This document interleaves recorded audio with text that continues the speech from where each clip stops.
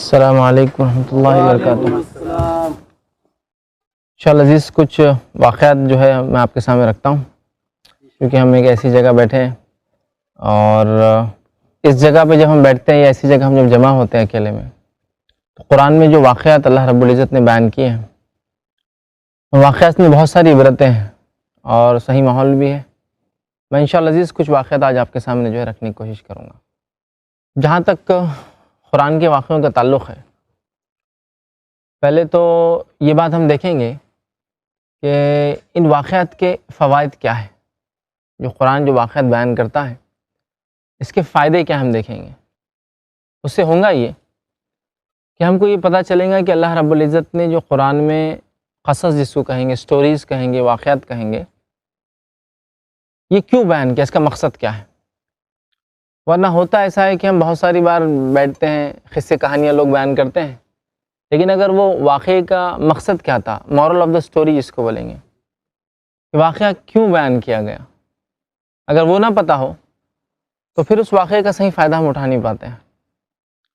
تو اللہ رب العزت نے قرآن میں بہت سارے واقعات بیان کیے، جس کی مثال میں یوں دوں گا کہ ایک والد جو اپنے بچوں کو بنانا چاہتا ہے، وہ ان کو ویسے واقعہ سناتا ہے۔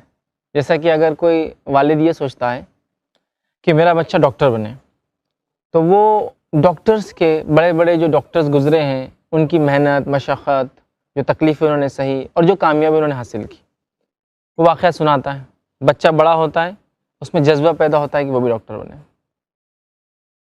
کوئی شخص اگر اپنے بچے کو انجینئر بنانا چاہتا ہے، تو وہ بڑے بڑے انجینئرز کے واقعہ سناتا ہے، کہانیاں، اور اس کی پوری تفصیلات، اس کی تعلیم، وہ کس گاؤں سے تھا، کس مشقت میں، محنت میں اسٹرگل کر کے پڑھا، پھر اس کے بعد وہ کیا بنا، وہ سکھاتا ہے۔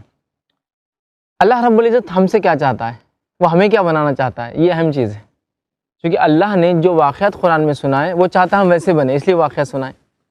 جیسے کہ پیرنٹس، والدین بچوں کو واقعہ سناتے جو بنانا چاہتے ہیں، تو اللہ تعالیٰ نے قرآن میں ایمان والوں کے واقعات سنائے، بالخصوص ایمان میں جو سب سے اعلیٰ درجے کے لوگ تھے، جن کو انبیاء کہتے ہیں، پہلے ان کے واقعات، پھر انبیاءوں پہ ایمان لانے کے واقعات، ان کی محنتیں اس دین کے لیے، ایمان کے لیے، اسلام کے لیے، ان کی مشقتیں، ان کی کوششیں، جو تکلیفیں ان کو اس پر آئی، اور اس کے بعد اللہ رب العزت نے ان کو کیا دیا اس دنیا میں، اور آخرت میں ان کے لیے کیا ہوگا، یہ ہے اصل۔ دوسرا، یہ واقعات جو قرآن کے ہیں، یہ واقعات صرف سٹوریز نہیں ہے کہ ہاں سن لیے ماشاءاللہ، ایک واقعہ شروع ہوتا ہے، ایک بچہ پیدا ہوتا ہے اور اس بچے کو مارنے کے لیے بادشاہ مکمل کوشش کر رہا ہے، پھر بچہ پیدا ہونے کے بعد اسی بادشاہ کے گھر میں پلتا اور بڑا ہوتا ہے، اور ایک پورا قصہ چل رہا ہے، پھر اسی بچے کے ہاتھوں اس کی حکومت ختم ہو جاتی ہے۔ تو ہم نے تو سن لیا ماشاءاللہ، زبردست کہانی تھی، اچھی سٹوری تھی، اچھا واقعہ قصہ تھا، اور معاملہ ختم ہو گیا۔ ایسا نہیں ہے۔ یہ واقعہ جب قرآن بتا رہا ہے ایک بچے کا جو موسیٰ علیہ السلام ہے مثال کے طور پر، جن کو مارنے کے لیے فرعون نے سب کچھ کوشش کر لی، اور ان کی پیدائش سے پہلے وہ ہر سال بچوں کو مارتا گیا، لیکن اللہ کا کرنا دیکھیے، جس سے وہ ڈرتا تھا وہ بچہ انہی کے گھر میں گیا، موسیٰ علیہ السلام وہیں پلے اور بڑے۔ تو اس میں ہمارے لیے بہت ساری نصیحتیں، وہ یہ ہے کہ سب سے برے حالات میں بھی اللہ تعالیٰ جس کو بچانا چاہتا ہے اس کو بچا لیتا ہے، یہ اس کی عبرت ہے۔ اسی طرح ان واقعوں میں نصیحتیں ہوتی ہیں، عبرت کے علاوہ نصیحتیں، مطلب جب ان واقعات کو ہم قرآن کے سنتے ہیں تو ہمیں بہت ساری چیزیں سیکھنے کو ملتی ہیں، نصیحتیں ہوتے ہیں، اس میں لیسنس ہوتے ہیں، اسباق ہوتے ہیں، چیپٹرز ہوتے ہیں، جن کو جب ہم سنتے ہیں تو اس سے ہم بہت سارے زندگی میں کیا عمل کریں وہ ہدایتیں حاصل کرتے ہیں۔ جیسا ایک مثال دیتا ہوں، ابھی واقعہ تو ہم سنیں گے انشاءاللہ آگے کوئی ایک، یوسف علیہ السلام، قرآن نے یوسف علیہ السلام کا واقعہ بیان کیا۔ جب یوسف علیہ السلام کا قرآن نے واقعہ بیان کیا، تو جب ان کو عزیز مصر نے، مصر کے بادشاہ نے ایک پوزیشن دی کہ آپ کو پوزیشن لیجئے، بادشاہ تو وہ نہیں تھے لیکن پوزیشن دی کہ آپ کچھ، میں ملک میں آپ کو حصے دار بنانا چاہتا ہوں، کوئی پوزیشن، پوسٹ دینا چاہتا ہوں، کیا لیں گے؟ تو انہوں نے کہا مجھے خزائن الارض، زمین سے جو چیزیں نکلتی ہے اس کا وزیر بنا دیجیے۔ تو ایک طرح سے جب خزائن الارض انسان کے کنٹرول میں آ جاتے ہیں تو آٹومیٹیکلی بہت سارا پاور وہ گین کر لیتا ہے، اور بنی اسرائیل کو بہت سارا فائدہ ہوا اس کی وجہ سے۔ اور اس کے بعد نتیجہ یہ ہوا کہ بنی اسرائیل کے پاس حکومت آئی، لیکن ان کی پھر خرابیوں اور برائی کی وجہ سے بعد میں فرعون کے دور آنے تک وہ غلام بھی بن گئے۔ تو یہاں پتہ چلا کہ اگر قوم کو کوئی فائدہ ہو سکتا ہے ایمان والوں کو، اور آپ کو کوئی موقع دے رہا ہے کہ کوئی آپ پوزیشن لے، ٹھیک ہے، عموماً اعتبار سے ذمہ داری لینے سے منع کیا گیا ہے، لیکن اسپیشل کیسز میں ذمہ داری بڑھ چڑھ کے لینا چاہیے جب لگتا ہے کہ ہم امت کا، قوم کا، لوگوں کا، ایمان والوں کا فائدہ پہنچا سکتے۔ یوسف علیہ السلام نے فوراً ذمہ داری لی، امپورٹنٹ پوزیشن لی، ایک دم خزائن الارض جس کو کہیں گے، جو بھی زمین سے نکلتا ہے اس کی ذمہ داری لے لی۔ بہت سارے اس کے اندر جو ہے نصیحتیں ہوتی ہے، وہ ہمیں ذہن میں ہونا چاہیے۔ اب آگے بڑھتے ہیں، اللہ تعالیٰ نے قرآن میں ان واقعات کو کیوں سنایا، اللہ تعالیٰ خود کیا بولتا ہے پہلے وہ دیکھ لیتے ہیں۔ یہ تو ہم نے ایک جنرل بات لی کہ ہاں یہ فائدے ہیں، یہ اس سے نتیجے نکل سکتے ہیں، لیکن اللہ کا بھی کچھ مقصد ہے۔ اللہ تعالیٰ کیا چاہتا ہے ان واقعات سے، کیوں اس نے سنایا، اس کے کچھ ریزنز ہیں، وہ ریزنز بھی انشاءاللہ ہم دیکھتے ہیں، ٹھیک ہے۔ تو آئیے کچھ وجوہات دیکھتے ہیں قرآن کیا کہتا ہے اس تعلق سے، ٹھیک ہے۔ پہلی چیز تو یہ، نبی اکرم صلی اللہ علیہ وسلم کو اللہ نے ان واقعات سنا کر گزشتہ قوموں کے حالات بیان کی کہ پہلے جو قومیں گزری ہیں ان کے کیا حالات تھے، یہ اس کا ایک مقصد ہے واقعہ سنانے کا، جس کے تعلق سے نبی اکرم صلی اللہ علیہ وسلم کو بیان کیا جا رہا ہے قرآن کے اندر سورہ یوسف سورہ نمبر 12 اس کی آیت نمبر 3۔ اللہ فرماتا ہے نحن نقص علیک احسن القصص بما اوحینا الیک ھذا القرآن وان کنت من قبلہ من الغافلین۔ اس کا ترجمہ ہے ہم آپ کے سامنے بہترین بیان پیش کر رہے ہیں، بہترین قصہ بیان کر رہے ہیں، سب سے خوبصورت، سب سے اچھا واقعہ بیان کر رہے ہیں۔ اور آگے فرمایا اس لیے کہ ہم نے آپ کی جانب یہ قرآن وحی کے ذریعے نازل کیا ہے، اور اس سے پہلے یقیناً آپ کو یہ واقعہ، یہ قصے نہیں معلوم تھے، آپ غافل تھے اس سے۔ تو ایک تو پچھلی قوموں کے حالات بتانا، واقعہ سنانے کا مقصد قرآن خود بیان کر رہا ہے، ٹھیک۔ دوسرا وہ یہ ہے کہ پہلے جو اقوام گزری ہے، جو انبیاء گزرے ہیں، ان کے حالات سے ہمیں باخبر کرنا، ان کے ساتھ کیا حالات گزرے، کیسے کیسی تکلیفوں سے گزرے، ان حالات سے ہم کو خبر دینا کہ کیا ہوا ان کے ساتھ۔ کیونکہ ایسا بہت ساری بار ہوتا ہے، آپ لوگوں نے سنا ہوگا کہ آپ جب گھر میں بیٹھتے ہوں گے، جمع ہوتے لوگ، تو بولتے ہم نے سنا پہلے ایسا ہوتا تھا، تو پھر بڑے بولتے رک جاؤ رک جاؤ رک جاؤ، ایسا نہیں تھا، ایسا تھا، وہ خبر دیتے ہیں۔ تو اللہ تعالیٰ نے بھی بہت سارے واقعات سنا کر پچھلی خبریں دی، جیسا کہ ایک ایگزامپل مثال دیتا ہوں، یہودیوں نے سوال کیا نبی اکرم صلی اللہ علیہ وسلم سے کہ اصحاب کہف کون تھے۔ اب اصحاب کہف کون تھے، اللہ نے پھر خبر دیا کہ وہ کون تھے، ایسا ایسا یہ واقعہ تھا۔ تو پچھلی قوموں کی حالات سے باخبر کرنا، ٹھیک ہے۔ تیسرا مقصد دیکھیے جو قرآن بتاتا ہے یہ واقعات کا، قصص کا، وہ یہ ہے کہ نبی اکرم صلی اللہ علیہ وسلم کو تسلی دیا جانا، ان واقعات کے ذریعے تسکین دینا۔ وہ کیوں؟ جب نبی اکرم صلی اللہ علیہ وسلم نے نبوت آپ کو ملی، ایمان کے تعلق سے لوگوں کو بتایا، تو لوگوں نے آپ کے ساتھ وہی سلوک کیا جو انبیاء کے ساتھ ہوتا ہے، تکلیف دینا، ستانا، جو اچھے لوگوں کے ساتھ ہوتا ہے۔ جب اچھا کام کوئی کرتا ہے، برے لوگوں کو چیز اچھی نہیں لگتی، وہ تکلیف دیتے، ستاتے ہیں۔ وہی ہوا، ستایا گیا، تکلیف دیا گیا۔ ایک مرتبہ صحابہ نبی اکرم صلی اللہ علیہ وسلم کے پاس آئے اور کہا اللہ کے رسول صلی اللہ علیہ وسلم، مشرکین مکہ نے بہت ظلم کر لیا ہم پر، اب آپ کیا کیجئے، جو قرآن واقعات آ رہے ہیں نا، نوح علیہ السلام نے بد دعا دے دی قوم کو، پھر یونس علیہ السلام کی قوم کے لیے عذاب کے بادل بھیجے گئے، پھر عاد اور سمود کے ساتھ کیا ہوا، تو آپ بھی کیا کیجئے، ایک بد دعا دے دیجئے، اس لیے کہ بہت تکلیف دے دی قوم نے۔ تو نبی اکرم صلی اللہ علیہ وسلم نے صحابہ سے کہا جو تم سے پہلے کے لوگ تھے، جو تم سے پہلے ایمان والے تھے، ان میں سے جب کوئی شخص ایمان لاتا، اللہ پر بھروسہ کر لیتا، ایمان لا لیتا کہ ایک رب ہے، اسی کی عبادت ہو، وہی سب کچھ کرنے والا ہے، تو اس کے آرے سے 2 ٹکڑے کر دیے جاتے 20 سے، لیکن وہ چیز اس کو ایمان سے نہیں پھرتی۔ اس زندہ انسان کے گوشت سے اس کی کھال الگ نکال لی جاتی، ادھیڑ دی جاتی، مطلب لوہے کی کنگیاں چلائی جاتی، لیکن وہ بھی ان کو ایمان سے نہیں پھرتی، ہے نا۔ تو صحابہ سمجھ گئے کہ پچھلوں کے واقعات ہمارے لیے تسلی ہے، وہی پوائنٹ یہاں چل رہا تھا۔ مطلب یہ کہ اللہ کی سنت اور طریقہ رہا ہے، جب لوگوں نے ایمان کا دعویٰ کیا، اللہ نے ان کا ٹیسٹ کیا۔ یہ ضروری ہے۔ دنیا میں بھی کیا ہوتا ہے، کوئی ایک شخص آپ کے پاس آئے ایک پیلا ٹکڑا لے کر اور کہے کہ میں بہت ابھی پریشان حال ہوں، یہ 2 تولے کا ہے، 20 گرام کا ہے، لے لو، قیمت تو جو ہے 25-50 ہزار چل رہی ہے تولہ، آپ تھوڑا کم دے دو لے لو، لیکن تو کیا آپ بولیں گے نہیں میرا دوست ہے مجبور ہے، لاؤ پیلا ٹکڑا لے لو 50,000 لے لو، کریں گے آپ بولیں گے ٹھیک ہے آزما لیتے چل کے، اس کے بعد میں لے لوں گا خرید لوں گا، ہے نا، یہی کریں گے نا۔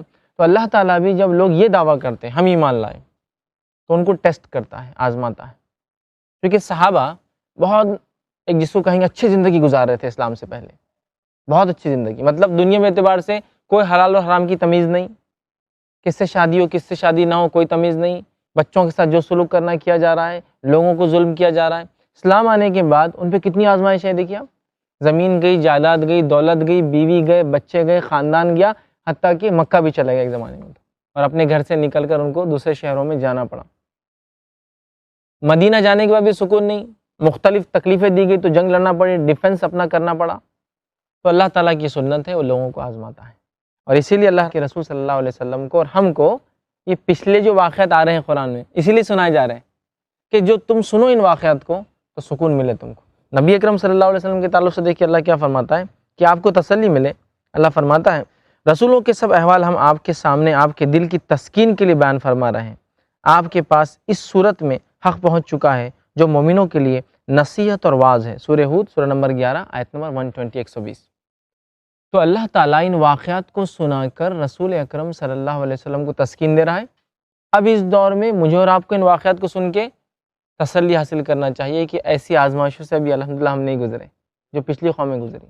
ہم نے اسلام کے لیے تو ابھی کچھ بھی نہیں کیا، یہ دیکھو ان لوگوں نے کیا کیا کیا، تو اس سے تسلی ملتی ہے جو نبی اکرم صلی اللہ علیہ وسلم کو ملی اور صحابہ کو ملی۔ آئیے اور ایک فائدہ کیا ہے اس کا، وہ یہ ہے عبرت اور نصیحت اس سے ہمیں ملتی ہے ان واقعات سے، عبرت اور نصیحت۔ عبرت کون سی شکل میں؟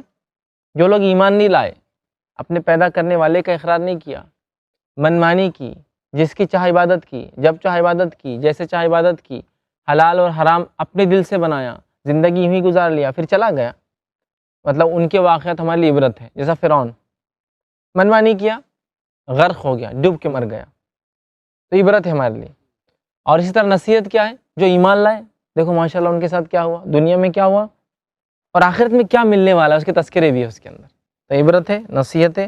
اللہ رب العزت جو ہے اس کے تعلق سے جو قرآن میں فرماتا ہے، اور یہ آیت جو ہے سورہ یوسف سورہ نمبر 12 آیت نمبر 111 میں اللہ فرماتا ہے ان کے بیان میں عقل والوں کے لیے یقیناً نصیحت اور عبرت ہے۔ قرآن کی جو ان واقعات کے اندر عقل والوں کے لیے نصیحت اور عبرت ہے، اس لیے میں نے شروع میں کہا ان واقعات سے ہم کو بہت ساری چیزیں حاصل کرنا ہے۔ اور ان واقعات کا ایک فائدہ کیا قرآن بیان کرتا ہے، غور و فکر کی دعوت دیتے ہیں یہ واقعات، غور و فکر، سوچنا، پاؤنڈر جس کو بولتے ہیں، غور کرنا، فکر کرنا، واقعات سے بہت ساری چیزیں نکالنا اور عملی زندگی میں لانا ہے۔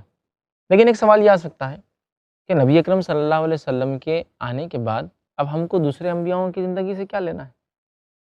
طریقہ تو نبی اکرم صلی اللہ علیہ وسلم کا ہی ہوگا، ان کی حکمتوں کو استعمال کرنا ہے ہم کو، وہ جو حکمت اللہ نے ان کو سجھائی تھی اس وقت وہ ہم کو لے لینا ہے، طریقہ نبی اکرم صلی اللہ علیہ وسلم۔ اور خود رسول اکرم صلی اللہ علیہ وسلم کو اللہ نے ان نبیوں کے طریقے پہ عمل کرنے کا حکم دیا۔ اس میں اللہ رب العزت قرآن میں فرماتا ہے سورہ انعام سورہ نمبر 6 آیت نمبر 90 میں اولئک الذین ھدی اللہ فبہداہ مقتدی۔ آیت کا ترجمہ ہے اولئک الذین ھدی اللہ، اے محمد صلی اللہ علیہ وسلم آپ سے پہلے کے جو نبی گزرے ہیں، رسول گزرے ہیں، میسنجرس اپوسٹل جو گزرے ہیں وہ ہدایت پر تھے، فبہداہ مقتدی، آپ ان کی ہدایت کی پیروی کرنا۔ مقتدی کہتے ہیں پیچھے چلنے والے کو، جیسے نماز میں بولتے ہیں نا امام اور مقتدی، پیچھے چلتا ہے، امام نے اللہ اکبر کہا اس نے بھی اللہ اکبر، امام نے رکوع کیا اس نے بھی رکوع کیا، امام کھڑا ہوا اس نے بھی کھڑا، امام سجدہ کیا اس نے بھی سجدہ کیا، مقتدی۔ اولئک الذین ھدی اللہ، آپ سے پہلے کے نبی ہدایت پر تھے، فبہداہ مقتدی، پیروی کرو ان کے طریقے کی۔ اور نبی اکرم صلی اللہ علیہ وسلم نے کیا بھی۔ تو اللہ سبحانہ تعالیٰ قرآن میں فرماتا ہے اولئک الذین ھدی اللہ فبہداہ مقتدی، کہ نبی اکرم صلی اللہ علیہ وسلم کو فرما رہا ہے کہ آپ سے پہلے کے نبی ہدایت پر تھے اللہ کی طرف سے، آپ ان کی ہدایت کی پیروی کیجیے۔ ہمیں کیا کرنا ہے؟ ان واقعات سے نصیحتیں حاصل کرنا، عبرتیں لینا ہے، اور طریقہ کار محمد صلی اللہ علیہ وسلم کا ہوگا، مطلب کوئی بھی چیز کے اندر لیکن حکمتیں لی جا سکتی ہے۔ اس کی ایک مثال دیتا ہوں، نبی اکرم صلی اللہ علیہ وسلم مکہ ہے، ابھی مسلمان مکے میں داخل نہیں ہوئے، مکے سے باہر رکے ہوئے ہیں، ٹھیک ہے۔ ابو سفیان جو کہ مکے کے لیڈر ہیں، ایمان نہیں لائے تھے، ابھی اس واقعے کے بعد وہ لاتے ہیں، مطلب فتح مکہ سے ایک دن پہلے 2 دن پہلے وہ ایمان لاتے ہیں صرف۔ رات میں آتے ہیں اور مسلمان دوسرے دن صبح جانے والے مکے میں آ کر کہتے ہیں محمد صلی اللہ علیہ وسلم سے کہ میری قوم کو چھوڑ دو، غلطی بھی ہم سے جو بھی ہو۔ آپ نے فرماتے اب تو نہیں، معاہدہ توڑ دیا تم نے، اب تو جنگ ہوں گی یا پھر ہم کو مکہ لینا پڑے گا، اس لیے کہ معاہدہ یہ تھا کہ ہمارے آدمی کو تم نہیں چھڑو گے اور تمہارے آدمی کو ہم ماریں گے، اور انہوں نے قتل کیا کچھ صحابہ کا۔ اب وہ وہاں سے نکلے، ابوبکر صدیق رضی اللہ عنہ کے پاس گئے۔ ابوبکر صدیق رضی اللہ عنہ سے کہا کہ میں کیا کروں ایسا، محمد صلی اللہ علیہ وسلم کیا کرنے والے، کل پلاننگ کیا ہے تم لوگوں کی؟ کیا وہی کروں گے جو سلوک ہوتا ہے مکے میں، یا وہی سلوک کروں گے جو عربوں میں ہوتا ہے کہ جب کوئی قوم کسی بھی حملہ کرتی ہے تو سارے مردوں کو مار دیا جاتا ہے، عورتوں کو غلام بنا لیا جاتا ہے، بچوں کو بیچ دیا جاتا ہے، یہ ہوتا ہے؟ کیا ہونے والا ہے؟ ابوبکر صدیق رضی اللہ عنہ کیا فرماتے ہیں، مجھے ایسا لگتا ہے کہ تو ایک دوست ہی دوست کو اچھے سے پہچانتا ہے۔ ابوبکر صدیق رضی اللہ عنہ محمد صلی اللہ علیہ وسلم کے بہت جگری دوست، بہت جگری دوست۔ تو کہا مجھے ایسا لگتا ہے کل کیا ہونے والا سنو، کل محمد صلی اللہ علیہ وسلم یہ اعلان کرنے والے ہیں، مجھے ایسا لگتا ہے کہ کیا امید کرتے ہو تم مجھ سے، آج کیا سلوک کروں؟ ابو سفیان کو اس کا اندازہ تھا کہ جنگ بدر میں ہم انہیں کچھ نہیں کر سکے، جنگ احد میں معاملہ برابری کا رہا، ابھی بھی کچھ حل ہونے والا نہیں، اور اب یہ دو جنگیں آپ دونوں کے درمیان ہو چکی تھی، پہلے اور بھی جنگیں تھیں لیکن یہ بڑی جنگیں جس کو ہم کہہ سکتے، تو وہ سمجھ چکے تھے کہ مسلمانوں کو شکست دینا ممکن نہیں ہے، اور اب تو مسلمانوں کی بڑی تعداد تھی کافی۔ اب جب نبی اکرم صلی اللہ علیہ وسلم آ رہے تو کہا ابوبکر صدیق نے مجھے ایسا لگتا ہے اعلان ہوگا، تو تم کیا کرنا جب یہ اعلان ہوگا تو یہ کہہ دینا ہم آپ سے وہی امید کرتے ہیں جو یوسف کے بھائیوں نے یوسف سے امید کی تھی، بس یہ بول دینا۔ نبی اکرم صلی اللہ علیہ وسلم مکے میں داخل ہوئے، پوچھا آج تم کیا امید کرتے ہو میرے سے؟ تو فوراً ان کو پہلے سے پتا تھا کیا بولنا ہے، کہہ دیا وہی امید کرتے ہیں جو یوسف کے بھائیوں نے یوسف سے کی تھی۔ کیا امید تھی یوسف کے بھائیوں کی یوسف سے علیہ السلام؟ یوسف علیہ السلام کے بھائیوں نے کیا کیا تھا ان کے ساتھ؟ ظلم کیا تھا، مارنے کی سازش کی تھی، قتل تو نہیں کیا تھا لیکن سوکھے کنویں میں ڈال دیا تھا، اس لیے کہ ایک بھائی نے بولا کہ قتل کرنا اچھا نہیں دکھتا، چھوڑ دو خود مر جائیں گے اندر۔ جب یوسف علیہ السلام بادشاہ بن گئے، ذمہ دار بن گئے مصر کے، تب وہ چھوٹے تھے جب انہوں نے وہ کوشش کی تھی، یہ بڑے ہو کے بھائیوں کو پہچان لیا، بھائی نہیں پہچان سکے، لیکن آپ نے سب کو معاف کر دیا۔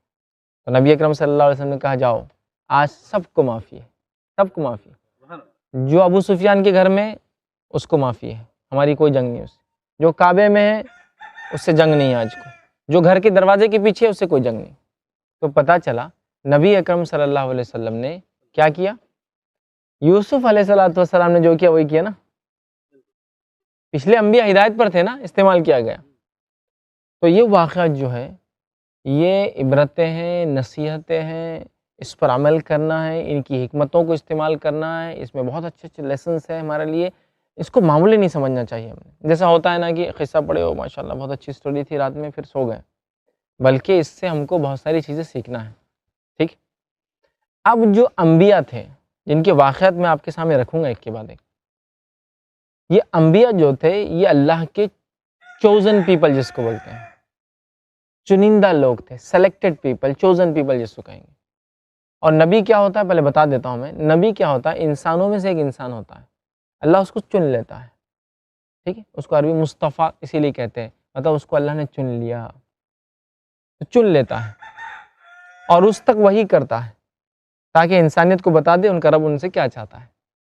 تو یہ انبیاء کیوں آتے ہیں؟ سب سے پہلا ان کا کام ہوتا ہے توحید کا پیغام انسانیت کو دے، بنانے والا جس نے بنایا ہے اسی کی عبادت میں لوگوں کو لگائے، شیطان کی اور دوسری چیزوں کی جو عبادت ہے دنیا میں لوگ کرتے ہیں اللہ کے علاوہ یا اللہ کے ساتھ، ان سے ان کو روکے، یہ مقصد ہوتا ہے۔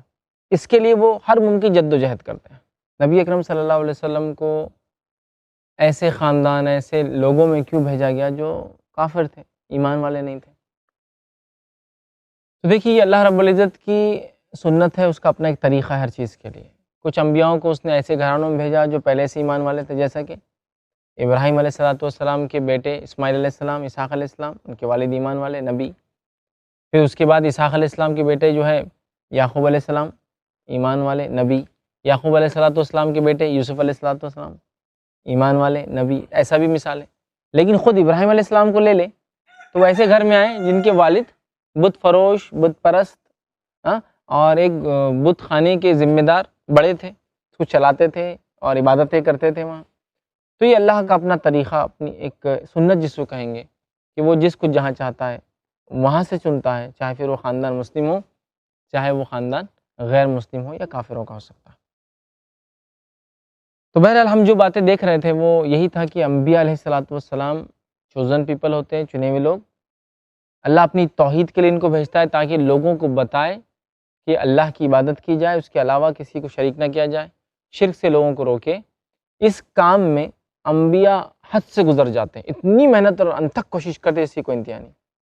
لیکن یہ بات بھی دیکھی گئی، انہیں اتنا ستایا گیا، اتنی تکلیفیں دی گئی کہ شاید کسی انسان کو اتنی دی جاتی اتنی ان کو دی جاتی، انبیاء کو، نبیوں کو۔ کیوں؟ اس لیے کہ یہ حق کا پیغام دیتے ہیں نا، تو تکلیفیں ہوتی ہیں۔ تو کسی پر جھوٹ کا الزام لگایا گیا، کسی پر نعوذ باللہ پاگل ہونے کا الزام لگایا گیا، کسی پر جادوگر اور کاہن ہونے کا الزام لگایا گیا، کسی پر زنا کا الزام، جیسا کہ یوسف علیہ السلام۔ لیکن انہوں نے سب کچھ برداشت کیا اللہ کے لیے، ٹھیک ہے، اور دعوت کا کام کرتے رہے تمام ظلموں کے بعد۔ پھر جو قوم ایمان لائی، اللہ نے دنیا میں بھی کامیاب کیا، آخرت میں بھی کامیاب کیا۔ اور جو قوم ایمان نہیں لائی، دنیا میں بھی ناکام رہی اور آخرت میں بھی ناکام رہی۔ دنیا کے عذابات بھی آئے ان پر، انشاءاللہ ہم دیکھیں گے جب واقعات، اس میں یہ بات آئیں گی، دنیا کے عذابات بھی آئے، آخرت کی تو پکڑ بہت ہی سخت ہے ان لوگوں کے لیے۔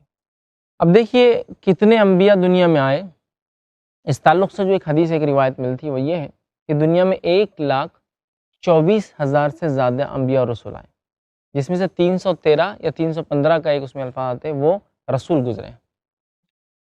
اصل یہ ہے کہ ایک بات سے سمجھانے کے لیے، ہر رسول نبی ہوتا ہے لیکن ہر نبی رسول نہیں ہوتا ہے۔ مطلب یہ کہ جتنے رسول ہیں وہ نبی بھی ہوتے ہیں اور رسول بھی ہوتے ہیں، لیکن سارے نبی رسول نہیں ہوتے ہیں۔ اس کا مطلب یہ ہوا کہ اللہ تعالیٰ نبوت دیتا ہے اور نبوت میں نبی میں سے کچھ لوگوں کو رسول بناتا ہے، تو رسول جو بھی بنتا ہے نبی تو ہوتا ہی ہے۔ رسول کا مطلب نبی سے زیادہ ہوتا ہے۔ ہاں، وہ رسول اس کو کہتے ہیں جس کو یا تو نئی شریعت ملی یا تو اس پر کتاب نازل ہوئی۔ ہاں، مطلب نبوت تو سب کو ملی، چاہے رسول ہو چاہے نبی ہو، نبوت نبی تو مطلب وہ نبوت سب کو ہی ملتی ہے۔ نبوت میں جس کو کتاب ملی وہ رسول ہو گیا، نبوت میں جس کو نئے احکام ملے رسول ہو گیا۔ نبوت کے علاوہ مکمل نئی شریعت ملی جیسا کہ ابراہیم علیہ السلام، موسیٰ علیہ السلام، تو یہ ہو گئے رسول۔ 1,24,000 میں سے ایک روایت کے مطابق صرف 313 رسول تھے، باقی سب نبی تھے۔ ذکر تو دونوں چیزوں کا ہے، کتابوں میں جو ذکر ہے دونوں کا ہے، مطلب رسول بھی ہے نبی بھی ہے۔ جیسا کہ آدم علیہ السلام پہلے نبی تھے جو انسانیت کی طرف بھیجے گئے، لیکن نوح علیہ السلام پہلے رسول تھے جو انسانیت کی طرف بھیجے گئے۔ سمجھے آپ؟ آدم علیہ السلام کے بعد اور بھی انبیاء آئے، لیکن نوح علیہ السلام وہ نبی تھے جو رسول بنے۔ تو یہ تھوڑا سا فرق ہوتا ہے کہ ہر رسول